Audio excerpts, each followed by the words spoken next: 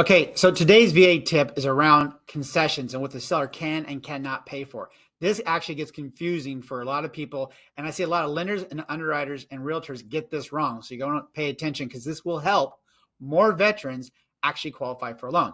So the idea of concessions is it limits how much of a credit the seller can give to the veteran to entice them to buy their property. This is common and normal with all loans. FHA allows 6%. Conventional 3 to 6% depending on down payment, but VA is fixed at 4%. But what I want to talk about is what they consider to be a concession and what's not, and most importantly, what the seller can pay with that as a concession. So I'm going to go right to the VA guidelines so you guys can see this. Okay, so here's the first thing. So here's the pamphlet, so you know I'm pulling it straight from VA guidelines. Seller concessions include but not limited to. So it goes here and lists this out. You can read that, but I want to do this last bullet point.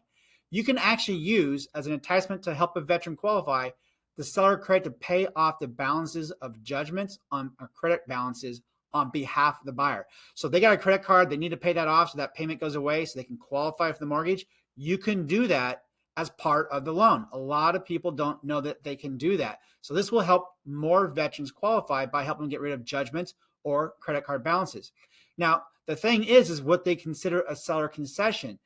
Buying down the interest rate, say 7.5% with 2 discount points, the seller can pay that 2 points on behalf of the veteran, and it's not a seller concession. So it does not go against the 4%. Closing costs don't count. Let me just jump down here because sometimes you got to jump around the guidelines to see it all.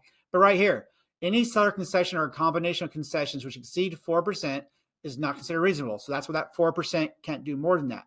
But where they miss it is do not include normal discount points, again, up to 2% of payment of buyer's closing costs, so title and escrow closing costs, in the total concession for determining whether concessions exceed.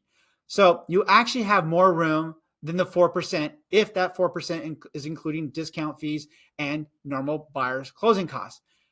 And the last takeaway again, don't forget, the seller can actually pay off borrower's debt to help them qualify for that purchase. So that's a great tip. You're going to want to know that. If you got questions, let me know. Otherwise, have a great day.